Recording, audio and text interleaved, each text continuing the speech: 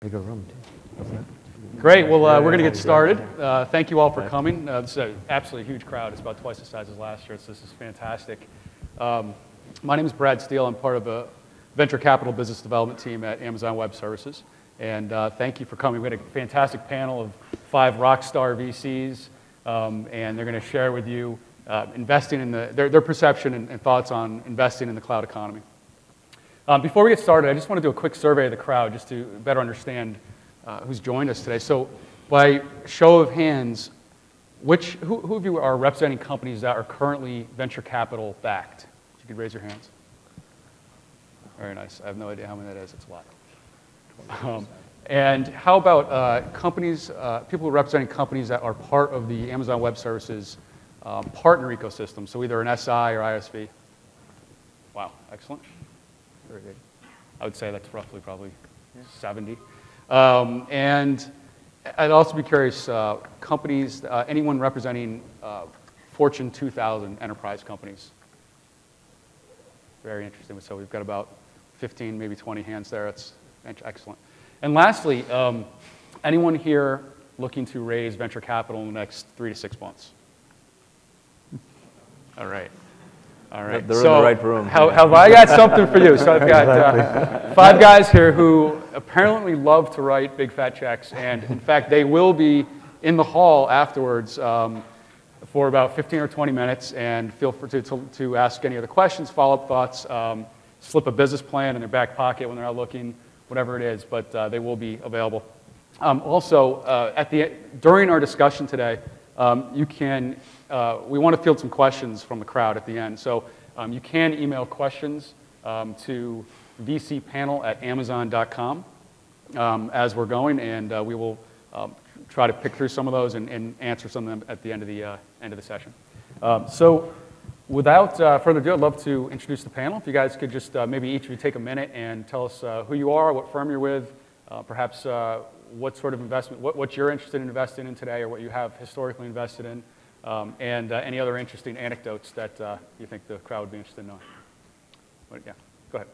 So I'm Mike Goguen with Sequoia Capital, and just for those of you who don't know much about Sequoia, we've been around a long time, about 42 years, and I've invested in over 850 companies. Little quick bragging point is those companies are worth a combined market cap of over $1 trillion, and a lot of household names you might know.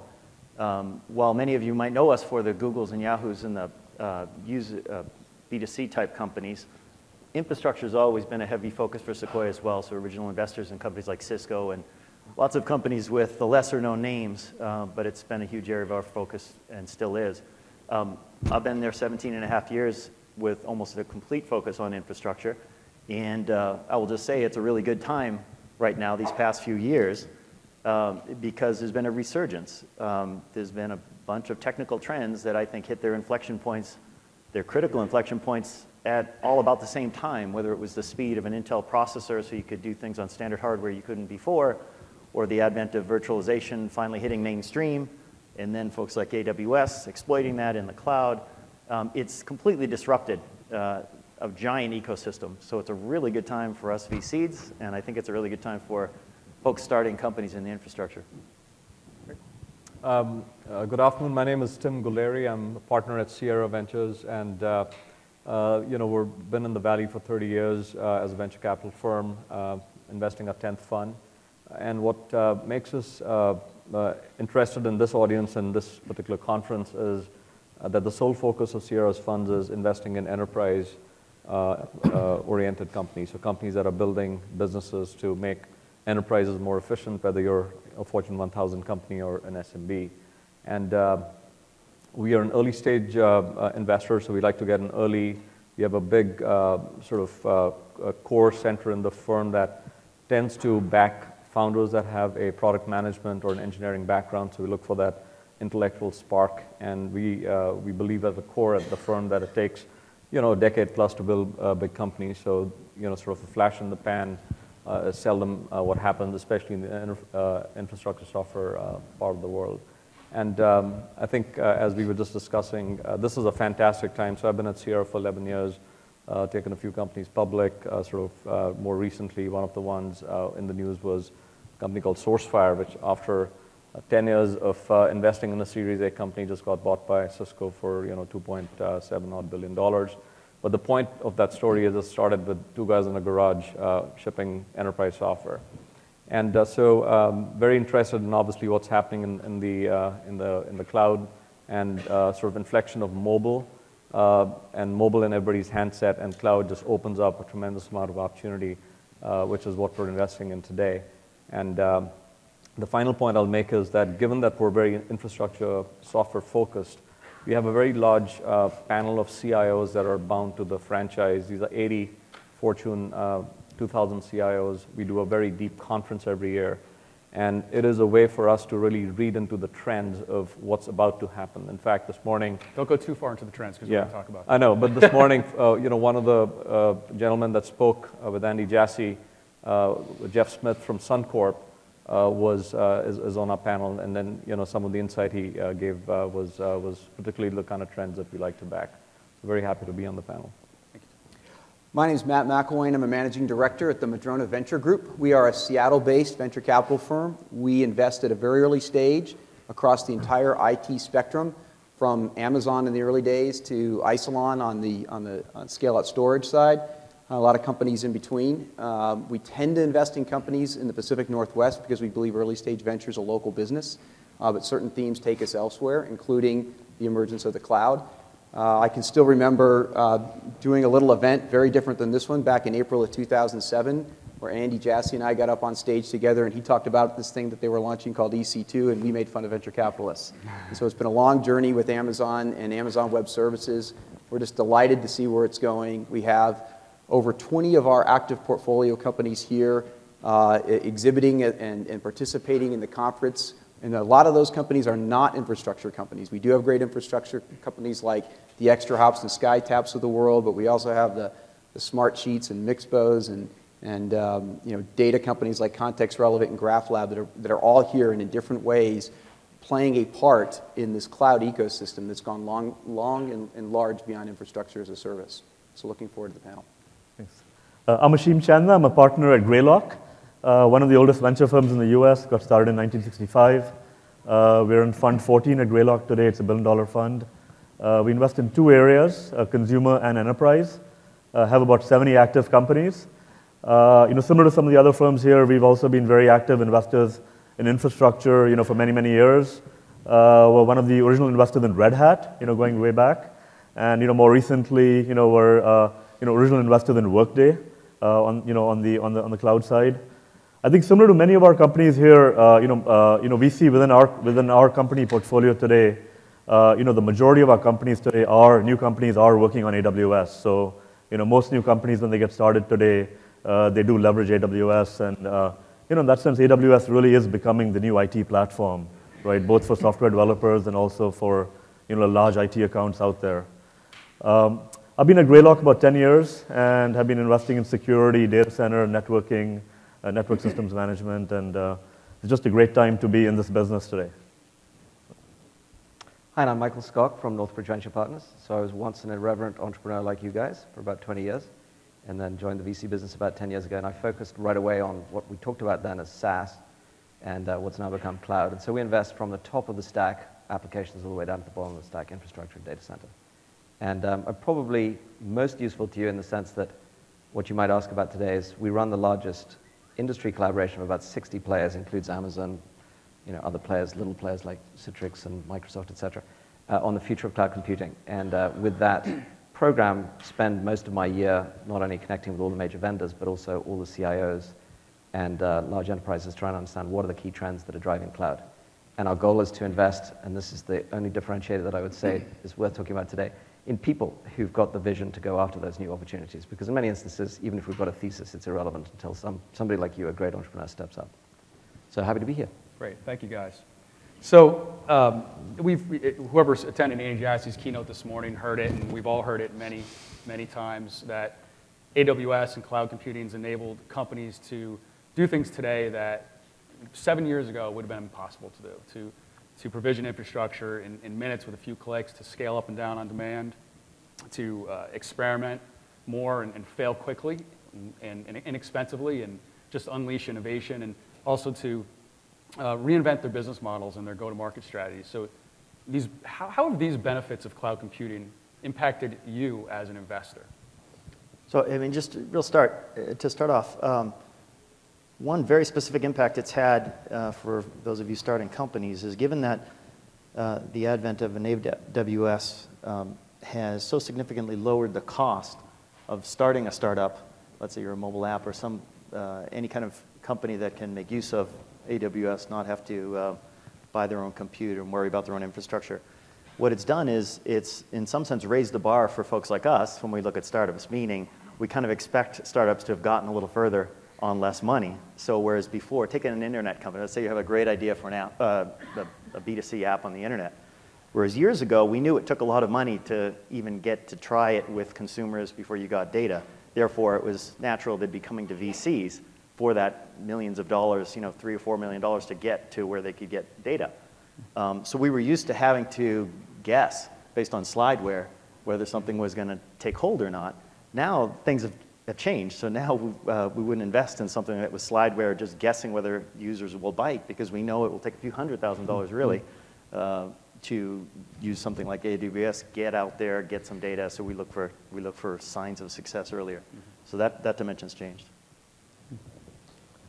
I'll jump into that and just maybe give a different dimension. I think failing fast and sort of really getting the product market fit is an obvious benefit of cloud computing. The one that I really like is this notion of the sales velocity, or the fact that you can get your product out. Because when you think about building a company, and I look back at my successful ones and the ones that didn't work out, technology is like 20–30% of what matters. The rest is execution. And execution has to do with sales execution and really getting the product in front of the customer. So what's really dramatically changed in the last 7 years because of cloud computing is that you can really get the customer to experience the product at the top of the funnel before they actually become a customer. And when I was CEO, we used to talk about four-legged sales. So you and the sales guy and the SC and then the professional services guy. Six legs used to show up to sell a product.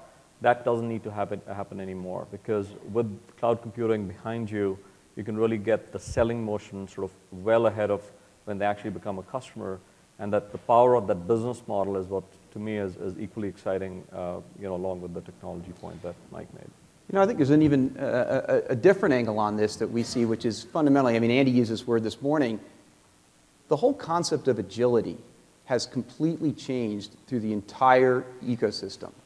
And one place we can start is the CIO. A number of folks have different reference points to the CIO.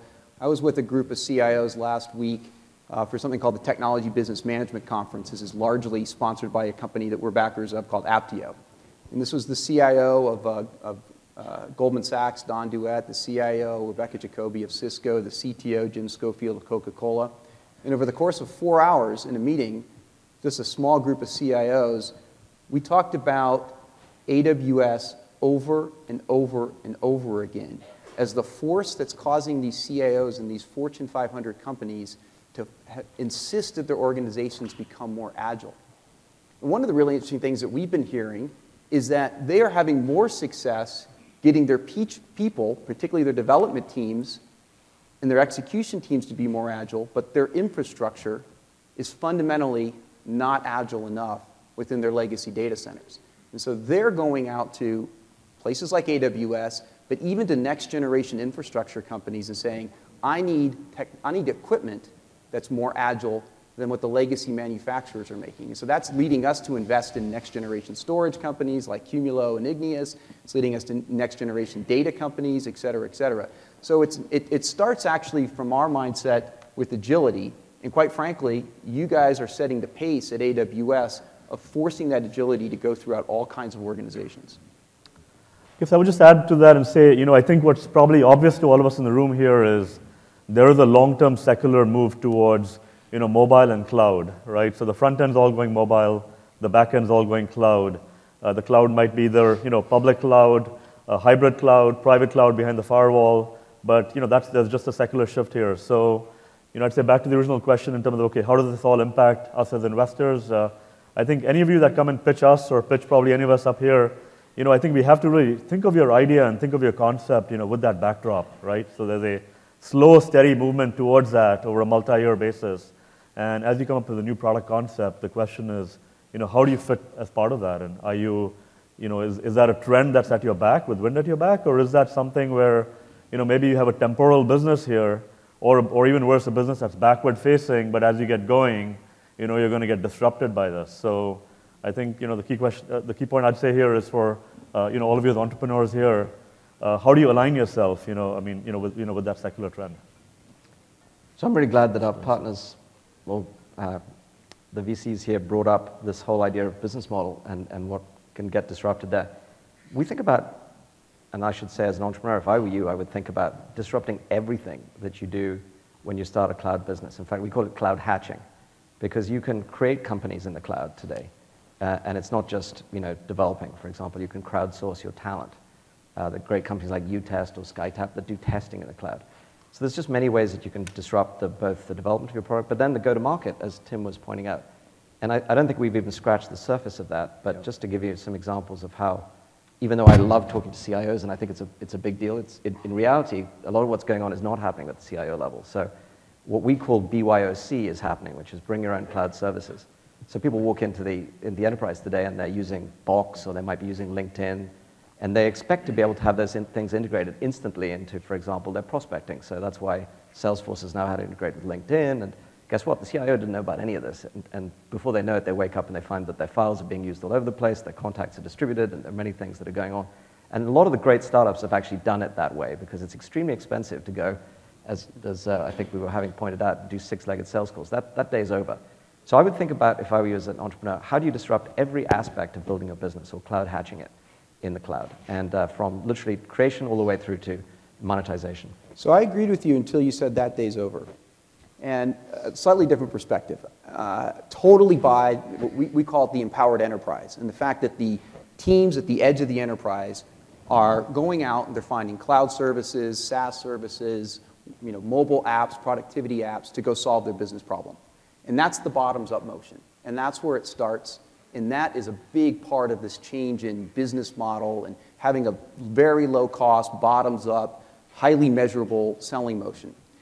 But what we're finding time and time again is that, and we've seen this, right? This is what Splunk started as a bottoms-up selling motion. Now it's got a top-down selling motion. Smartsheet's one of our companies, got a bottom-up, tens of thousands of paying customers before they ever had a sales rep. But eventually, I think in the enterprise, the CIO is still going to say, we love this. First, they figure out that the empowerment's happening. Then they say, ooh, I need to be empowered. That's where companies like Apptio come in. And once I get empowered to understand my costs and understand the things that are being used with my organization, I still want to have some degree of control over that. And so there still is, it's different. It's a top-down selling motion. It's a more subscription-based selling motion. But it still matters for the companies that are going to be the sustainable success stories and winners. We're in Vegas, so I'll see you and raise you one. Fair enough. I think it's dead right. And in fact, I could have piled on and said that the obvious thing is, as you get further on building your company, it actually costs money, no matter how you look at it, to go and capture the mind share of the enterprise and to develop account management that can obviously scale, for example, a true deployment. So I couldn't agree more. And in fact, we didn't even talk about it, but cloud does not fix one key thing. And any entrepreneur who thinks it does, see me afterwards. It does not solve deep, difficult problems by itself. So if you're trying to set out to solve a deep, difficult problem, for example, to build the next e-commerce platform, which I ventured to do about 2004, it cost us $50 million, 56 to be precise, before we were really seeing significant revenue. And sure, 10 years later, we've got a public company out of it. But you can't just skip the difficult problem solving. That's still an essential part of what comes. So I agree. It's just that in the early stages, there's some things you can do to cloud hatch effectively. And learn from it. So before we leave the topic of how AWS has disrupted, especially the startup ecosystem, let me take a different slice at it, especially for those of you who are a little lower in the stack, networking, storage, compute, who might be entrepreneurs. One thing that the advent of AWS did, and maybe you could similarly say Google, Facebook, anyone who had to build a very, very large, incredibly scalable infrastructure to support their core business, as those three have done, they had to rewrite the rules completely on how you build infrastructure, and they did. They exploited that trend that I mentioned earlier about, for example, commodity compute getting fast enough, if you're smart enough with the software layer, to do what big proprietary closed systems do from major big vendors who I won't name, who cost a lot more. So they couldn't afford to do that. You couldn't build AWS, you couldn't build Google, you couldn't build Facebook and so on by going to the traditional vendors and just buying their big boxes. So they had to rewrite the rules.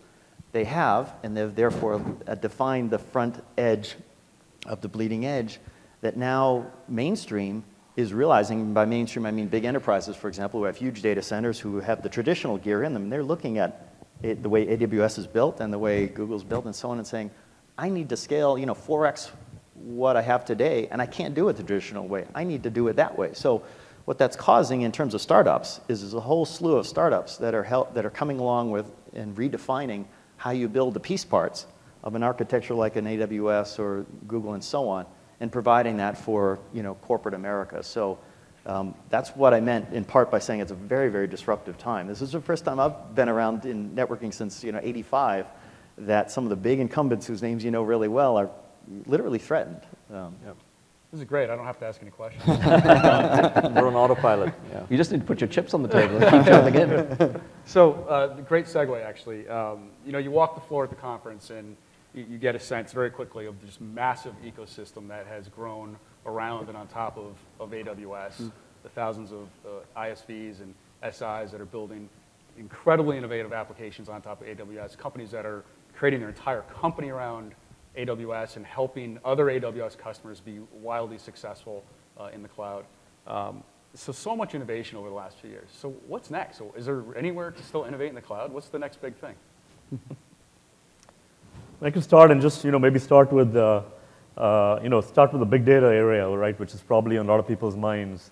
I mean, it just feels like the cloud is built for big data, and and AWS in particular, is a tremendous platform to kind of solve big data problems. So I would say, even though you can't open an industry trade rag today without, so I'd say the hype meter is off the charts today across the industry trade rags, but I would say we've barely scratched the surface, in terms of what can be done here, just in terms of taking very large quantities of data and basically being able to solve problems that weren't even imaginable before, right? And applying them, broad-based across horizontally, and also, whether it's pharma or telecom or government or, e-commerce or retail. So. Yeah. And I think it's helpful sometimes to think in terms of, as you're pointing out here, two key things. One is, impossible without cloud, IWC, because there are a whole bunch of things that were impossible without cloud. And one example would be, the Internet of Things. All these sensors and devices and everything else, they're useless without a cloud to connect to pick up the big data that you could do the analysis, et cetera. And then ABC, which is amazing because of cloud. So what are all the amazing things that you can do because you can mash up cloud services, for example? Incredible things today. I mean, you don't have to build e-commerce, you don't have to build payments, you don't have to build data warehouses. All these things you can just get as cloud services and mash up and create incredible applications. So I think if I was an entrepreneur, I'd be thinking about IWC and ABC and what are all the things you could do. Yeah, if I can just add to Asheem's comment about big data, we've got a lot of investments at Sierra, I guess because the original problem of taking Teradata public in '87, that successively, obviously, we've expanded and moved into MPP data stores and now in the cloud. I think, and Asheem is exactly right, we asked our CIOs at this conference that Andy Jassy was, which is the most hyped technology, and big data made that list. And what the CIOs were saying is it's not the fact that big data is not important, it's entrepreneurs need to come to us and tell us specifically what problem are they going to solve with the big data stack that they're bringing into our enterprise. So what we see as opportunities at Sierra in the big data sort of bubble, if you may, is moving up the stack. So not just in the data layer, but analytics is a big area I think still needs to be disrupted. SAS and SPSS are very, very long in the tooth. And I think with the big data sort of signature sitting in the cloud, you can do a lot of innovation there. That's number one. Number two is there's a tremendous amount of opportunity of vertical implementation of big data. So we've actually invested in a few companies that are solving a verticalized problem. So imagine a big data stack and you write algorithms that are custom built for that vertical and you unlock all this value. And this solves a problem of what the CIOs were saying, that bring us a solution, not just a horizontal stack, because we're done with Hadoop, right? Like one guy used the word the Hadoop hangover, right? Like, don't give us another Hadoop technology. Tell us what specific solution you're building. So I think we're in the second inning of big data, and there's a tremendous amount of run ahead of us. Yeah, I mean, I look back to AWS reInvent last year, and it was a lot more about infrastructure as a service and new apps you can build on AWS, and this amazing movement that had already started along that lines. And this year, it is a lot more about this ecosystem of other software companies. Sometimes they built a nice business, selling directly into the enterprise, and their enterprise customers have said to them, I want to do that in the cloud as well. Whether that's something like, operations intelligence that, a Splunk or an Extra Hop or somebody like that offers for people. Give me a cloud appliance. And here's the other piece. It's not just for what I'm running in the cloud, but it's this concept of hybrid apps. It's this idea that there is something that I'm running on-premise and I'm extending into the cloud. Andy talked a little bit about that this morning as well, or vice versa. But I want to be able to monitor, manage, operate that as if it is one holistic solution. And so you're seeing a lot of companies launching, SkyTap on AWS, or you pick the company, you can walk the hall and hear that. That is a very, very big development and very different from last year. The other piece is this idea that it's not just about software in our world. I mean, there's sort of this popular myth that venture capitalists only back technology companies. They don't like pro service. Take a look at the quarterly reports of companies like Splunk and Workday and ServiceNow. If Apptio was public, you'd see it there too. There's a pretty big pro-service dimension in these companies. And not just a pro-service dimension there, but what we're also seeing is companies like Second Watch, which is a combination of pro-service, managed service, and software. Alert Logic would be another company downstairs that you can see. And that managed service component that helps manage what I've got in the cloud and on-premise, leveraging the cloud, that's a really holistic business model. And companies like Second Watch are helping people plan, move, manage, and optimize their use of the Amazon cloud through a combination of those three things. So I think the takeaway there is, pro service is kind of like cholesterol. There's good cholesterol and bad cholesterol. And thinking about how that pro service or even that managed service is a good part of your total solution for a future business model is something we're actually encouraging our companies to do. One more point to take off on the notion that hybrid companies are showing up, hybrid technologies. Tip for you entrepreneurs, that's completely true and sort of necessary if you're to walk into a VC these days with a next generation networking appliance or some kind of infrastructure appliance. If you don't have a cloud angle to it, we think you're kind of old school, behind the times. And we've had a lot of success personally with companies that have had the hybrid approach. Meraki was started out as a Wi-Fi premises-based, mesh routing Wi-Fi company. And by the time it had its ultimate acquisition by Cisco for a very high price, it had become a hybrid company, which had a pretty significant component in the cloud. So even old school sort of box companies are realizing that they can use for their own service offering to customers, they can exploit the cloud for things that used to be really hard, like centrally managing all the boxes that are in the field and providing common insights. Let's say every box is, let's say take a security company. If it's an on-premise security device, well, you can intuitively get a lot of benefit from feeding some kind of that security information to some kind of brain in the cloud that's aggregating it all and gleaning patterns that all customers can make use of and so on. So that hybrid model is now a necessary checkbox. I think the other dimension worth talking to, and I love the feedback from the panelists, which I'm very, very bullish on, obviously, is mobile. And I want to put that in context to sort of a CIO conversation I had. CIO of a big, company that makes drinks, Coke or Pepsi, pick one. And he spends $100 million a year on SAP, right? What he did over the last couple of years was he brought his expense down to 50 million, 50, and the $50 million that was quote unquote freed up, he's moving that entire budget into mobile infrastructure. And his sort of conceptualization of what he's trying to do is he's trying to build two types of applications. One is that optimize the current operations in this company, so lots of trucks running around, filling up the vending machines, et cetera. So there's the optimization angle, right?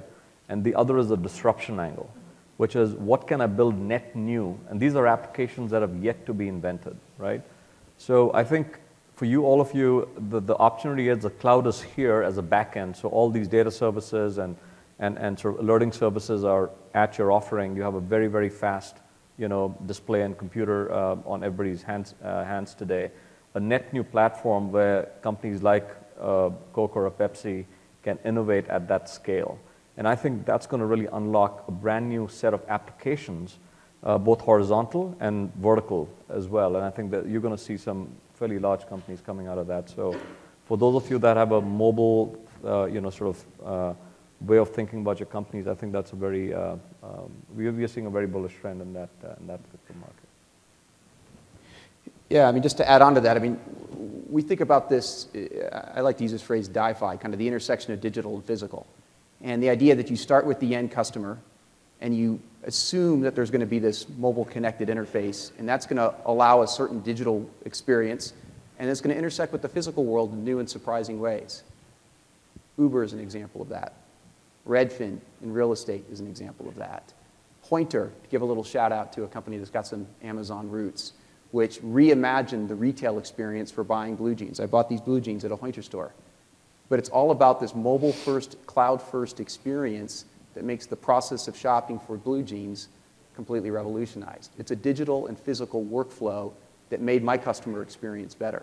And there's endless examples yet to be imagined of taking that core idea and applying it out there in the market.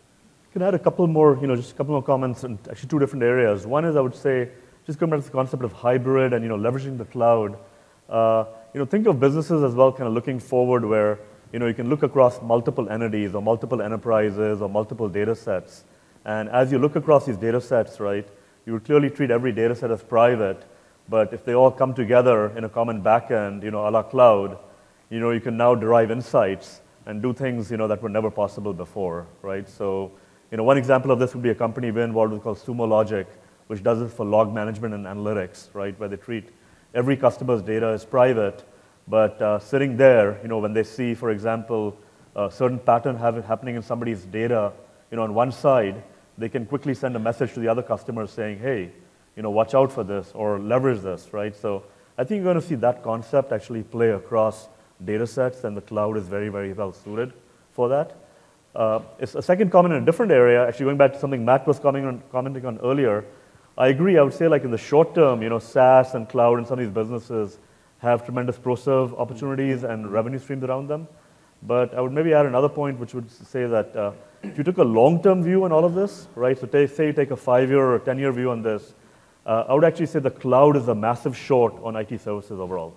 I agree. So if you had a 10-year way to short IT services, short it, because all the services businesses on the IT side, on the prem side, if the cloud is successful at the next level, all that stuff's going away. So, great. So I mean, it's you guys all sound pretty bullish on this whole cloud thing. That's why we're here. Yeah.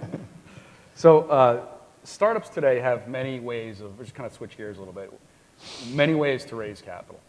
They can get a friends and family round, they can get a loan, leverage their house, use their credit cards, raise venture capital funding. But there's a couple of trends that have been gaining a lot of momentum and steam over the last year, and particularly over the last couple of months, hearing a lot about it. And certainly that's the rise of crowdfunding as well as AngelList syndicates and angel funding as a whole. How do these trends impact, how do they impact the venture capital industry? Is it here to stay? How does it affect you guys as investors? And why should a company go to raise money from a venture capital firm as opposed to just raising an angel round or crowdfunding, doing a syndicate in that manner? Well, I'll start by reiterating part of what I said early on, which is, it could make sense for a startup, especially let's say if they have a new web service or a new mobile app, to initially get their few $100,000, the small amount of money they need to prove something, to build something, to have something to show early traction, show some users that seem to like it, and so on. It could make sense for them to go to those kinds of sources to get that funding. So I actually think the crowdsourcing is a good thing for that relatively small amount of money you want to get started with.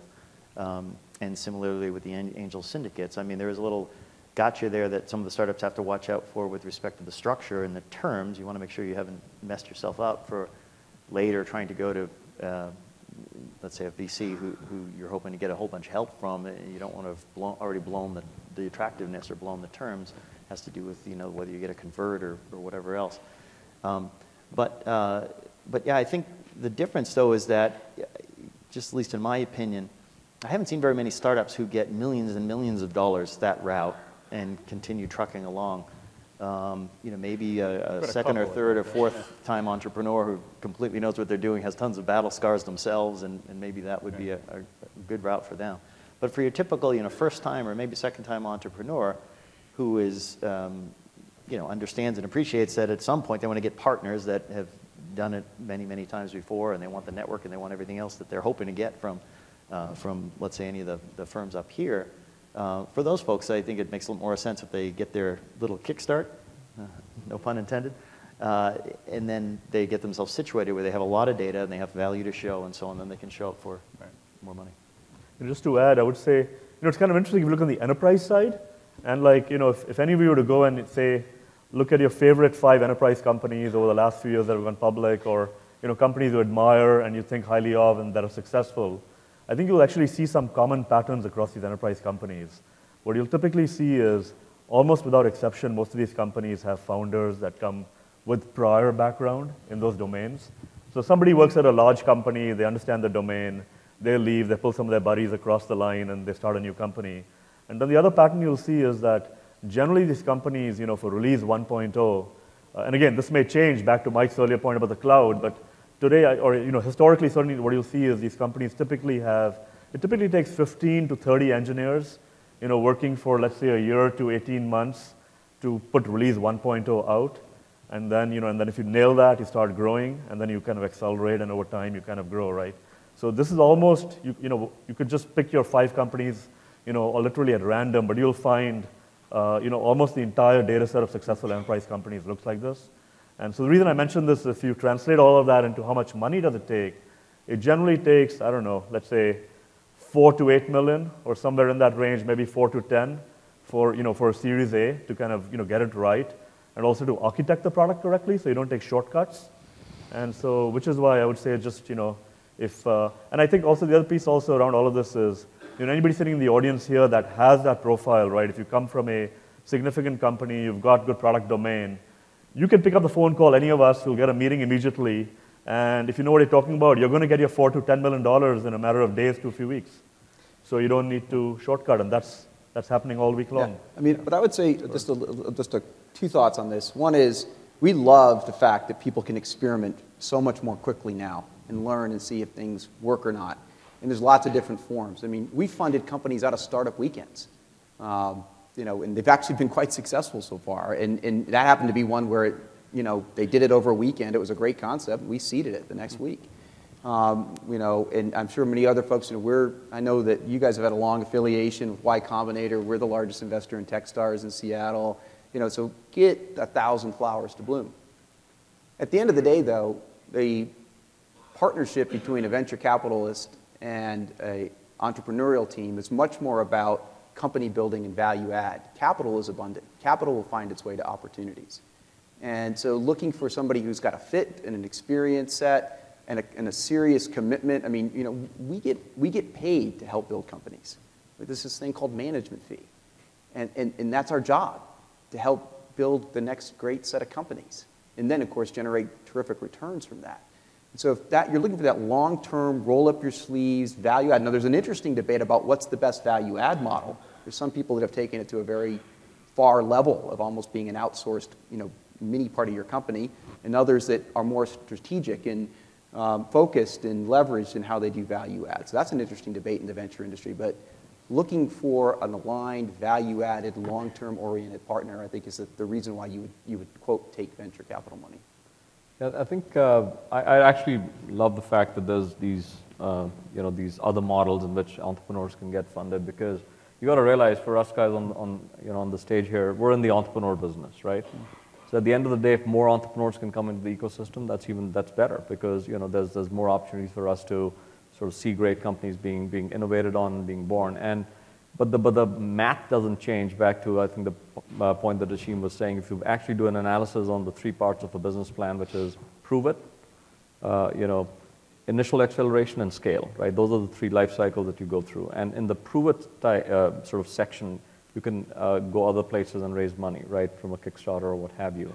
But in our belief, I think back to the point that was being made, it's that partnership, right, where you're sitting and you have a similar shared within the vision with the venture capitalists, and you're building a business for the long term, I think is critical. And I look for that when I'm sitting across and looking at that trust factor between the entrepreneur and me and my firm. And that's, to us, is a very, very high order bit. This is not a momentum business. This is not, you have an idea, pour money here, and boom, right? You have Instagram, right? Or, I'm sorry, well, because I'm investors in that, but Instagrams do happen, but there are more instances of methodically built companies that eventually become successful. So there's a need for the right venture firm with the right partner that has experience in what you guys are doing, and partnering with them, and there's a vision lock with the investor in you, and then building the company over time. And I think that's at least in our book, the only way to build a sustainable company. There's this interesting correlation between tough times in the market to start a company or to raise money, so down times, post a crash, for example, versus really frothy times. And the correlation I'm referring to is the percentage of startups that actually turn into ultimately big sustainable companies that are enduring. And since Sequoia has a long history, 40-something years, we get to look at our own data of when were the most giant companies we're associated with, the Ciscos and Googles and so on. When did we make that initial investment, and was it a frothy time or a down time? And in general, there's a fairly decent inverse correlation, meaning it was some of the tougher times when we made that initial investment. And I think the reason for that has to do with a bit of a caution that you should be aware of if you're starting companies, which is don't mistake ease of fundraising with validation of your idea. I mean, in some sense, it's a bit healthy sometimes to have to go through a bit of a trial by fire to try to raise that money, because you get feedback.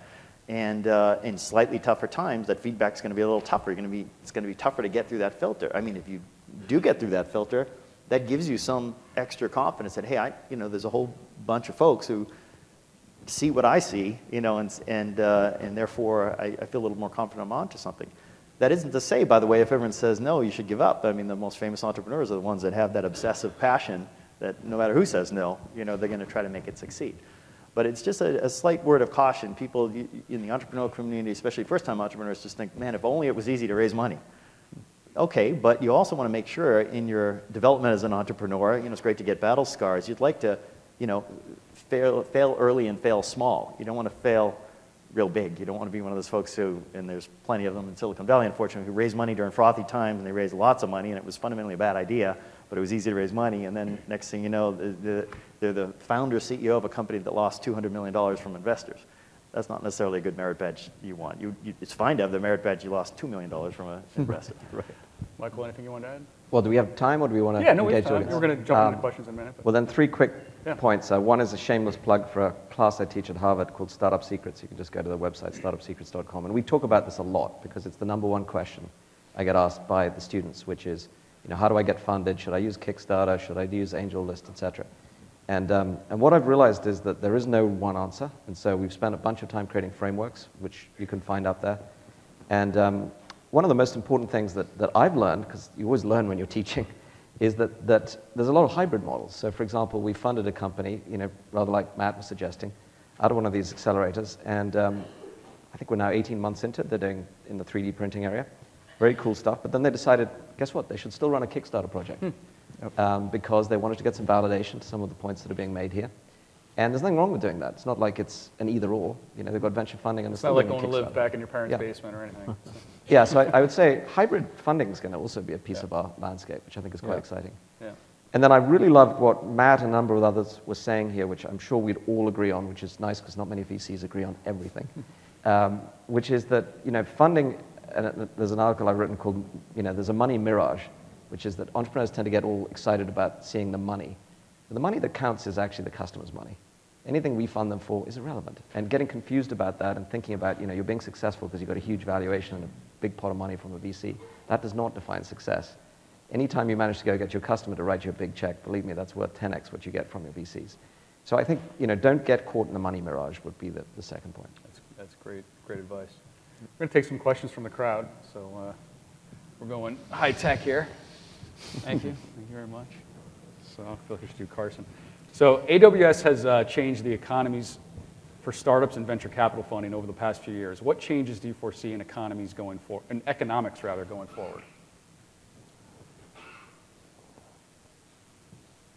I mean, I guess I could take that and relate it to some of the infrastructure points I was making about networking companies, storage companies, and so on.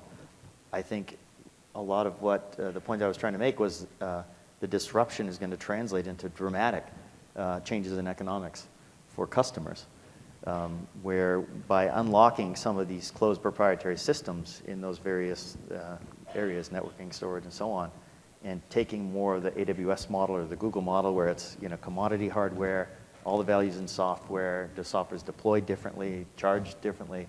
I mean, we see companies that have a lot of momentum right now that have up to 10x cost savings for big enterprise customers. So I just think that's a big economic change if you think about IT budgets and where they're going to go over.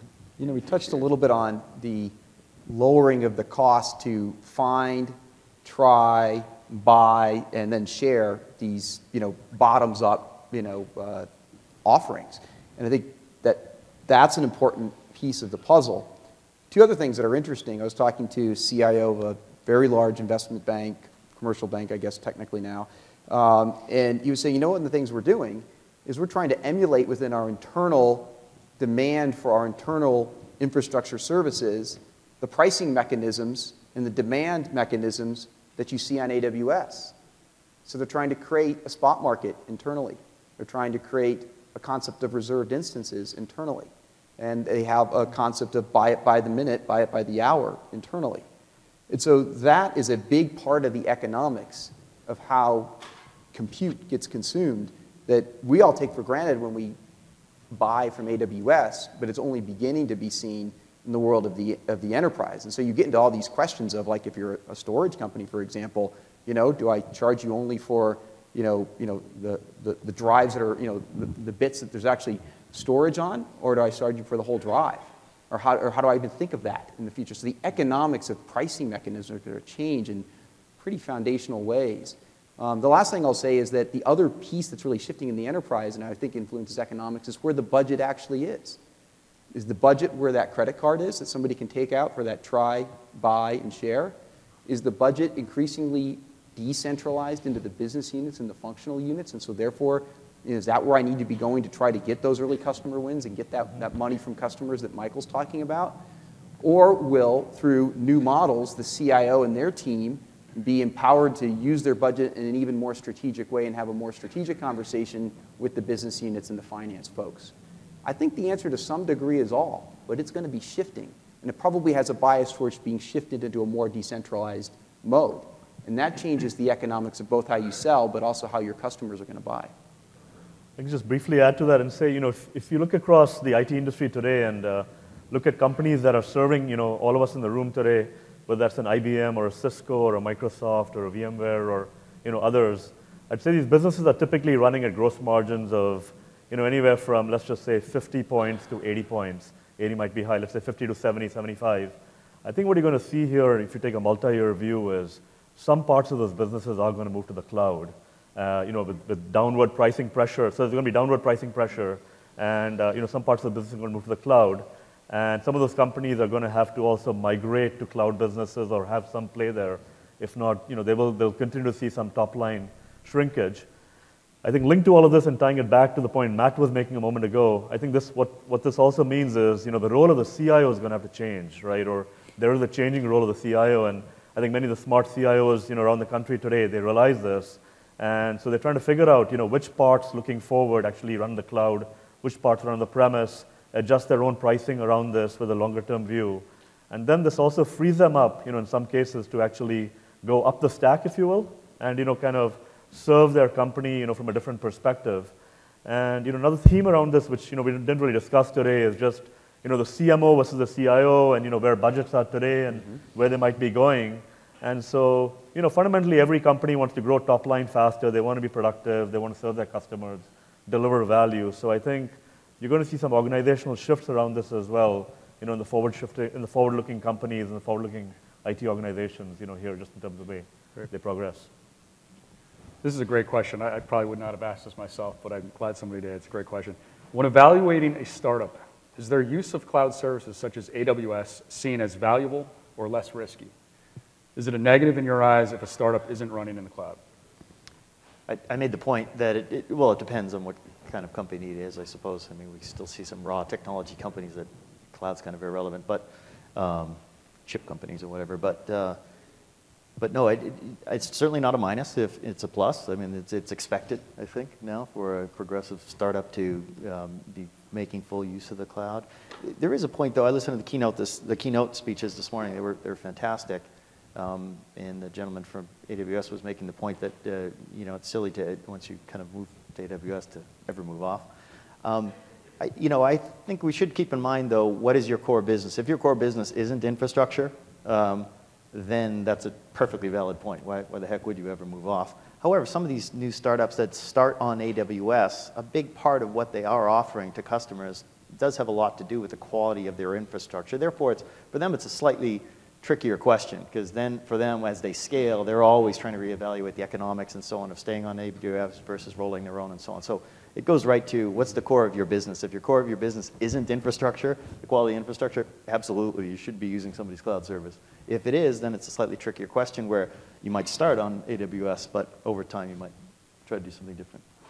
Yeah, so I think I'll add to Mike's point. I think when I look at a company, and assuming it's a company that's not sort of in the storage space or a semi space, and actually should be leveraging cloud infrastructure, I look for obviously the leverage of the cloud infrastructure to deliver the service they're delivering, and then also whether they're using the cloud economics in their sales and go to market. To me, both those are equally important, because the second part of that is where the business scale is going to come from. So I sort of go down into looking at when I'm looking at a company or talking to the product guy, saying, when you think about product, are you thinking about a customer or a prospect? And the answer better be prospect for the right companies, because you have to engineer product and services for the prospect today. This was not the case when I was CEO of my company and running products for another company. We always used to start with the customer, MRD and PRD, right? Today, that's not the case. You start with the prospect and you work your way down when you're designing the service or product. We've already heard it, but we should just make sure we don't lose sight of it. I mean, the one thing we want startups to do is innovate fast. And so, if there's some way to use AWS and the speed at which you're innovating and build on top of that, that's obviously going to accelerate startups. So we love that. And the fact that you guys are doing that at so many levels is a big plus for us. And last question, which business solution, cloud-related or not, is overpitched to you these days? Which one is not? I would say big data. I can't sort of shake a stick without hearing something about big data. Yeah. And big data means lots of different things, and like all these definitions, people have their own version of it. But I do think, you've heard some of the panels say there's opportunities for vertical big data. I think Tim said, there's opportunities at the higher end of the stack for true applications of the analytics. So there's many different ways to slice it. And I do think that big data is not going away. It's obviously getting bigger as a problem. The one thing that is interesting about it that doesn't seem to be being addressed, which is really interesting, is that there's a significant challenge, really significant challenge, to manage what is the real-time infrastructure for big data. And when people say real-time, they also mean different things. But most of the transactions that we're processing today are happening, in milliseconds, if not microseconds, as you were hearing earlier today about the SEC investigations. And so we're a long way from having big data infrastructure that operates at that speed, that can be intelligent, that can do things like stop you making a transaction before you find out that it's fraudulent, or taking too big a risk that brings a bank down. We're a long way from that. And amazingly, 20 years ago, as an entrepreneur, I remember trying to attack that problem. It still hasn't gone away, and the data's just got bigger. So on the other hand, even though it's overpitched, there are lots of problems still to be solved. Probably, it might be a little dated, because I think this overpitching has died down a little bit, this one particular area. But the whole bring your own device and the implications for an enterprise on security and what you need to do to manage this new world where your employees now are running around with corporate data on their iPads and so on, and they may be using web services that you haven't approved and so on, and how do you get your hands around that? We saw, it felt like a dozen companies come in with different takes on that, and we were kind of joking about it internally that there must be at least a dozen that we've seen just in the last year. We finally settled down and picked course, the winners. But You could briefly add and just say, I'd probably say, just aspects around mobile. And I think, entrepreneurs always are kind of on the next piece, and they want to disrupt what's, emerging today. So you could ask a question of, maybe what's going to disrupt cloud? And I think, what's going to disrupt SaaS? And some people would say, hey, a mobile-first architecture or mobile-first design might actually be able to do that. And so, but then when you dig deeper, many of these are actually very, very thin, and there really isn't that disruption yet. But it's something I think both, maybe a little overhyped and overpitched, and also perhaps something worth watching, in a multi-year perspective. So I'm going to agree with the overpitched and take the under. We think there's a big opportunity in a next generation of cloud-conceived middleware. Another way you might think about that is what we call the API economy. And while we're seeing an increasing number of companies that are in this API economy space, we're probably still underpitched in that. And so what does that mean? That means API to API integration, whether it's customer-facing or external-facing or it's just internal-facing. But when you go to the basic integration levels, and there's some interesting companies that are getting funded and have been making some good progress in that regard, then you have to layer on, well, what about API monitoring? What about API management? What about API SLAs, et cetera, et cetera, et cetera? And I think we are super early days in that next wave of the middleware and the manageability of that middleware, because if all of a sudden I've got some mission-critical workflow that integrates 2 or 3 applications together plus some custom thing I built on AWS, how do I know it's running? And how do I know that where the problem is when it's not running, and how is it going to be quickly resolved? And by the way, the cloud survey, the future cloud survey, really backs that up. Yep. It was one of the hottest items from all the discussion items afterwards. And even though there've been, Mashery and Apogee, it's still a very early. Yeah, in our CIO council, the most overhyped that they flagged, which was not delivering ROI, was social. This was just 2 weeks ago, and I think that sort of has died down in the last couple of years, thank God. And I think the one that has the most promise, right, is mobile. But again, from the context of what I had said before, what is mobile going to do for my business in terms of disruptive business processes I can expose to my customer or take costs out of all the guys that are running around in trucks. So and I think underlying that is this, what's now being called this canonical 4th tier, which is the API tier, I think, that Matt was talking about. I think that's got tremendous promise. It's sort of the rebirth of BEA, if you guys remember, 10 years ago. So I think that's got tremendous opportunity. It's sort of the disintegration of all these capabilities into API-level cloud services and the reintegration of the mashup of them into cloud applications, and I'm sure there'll be many applications we never thought were possible until you pull them back together again. It's a very exciting time. Yeah. Great. Thank you, gentlemen. It was wonderful. Just before we depart here, please remember the startup pub crawl this evening, 5:30? 5:30. I think we've taken over every bar in the Venetian, is my understanding. So should be a great time.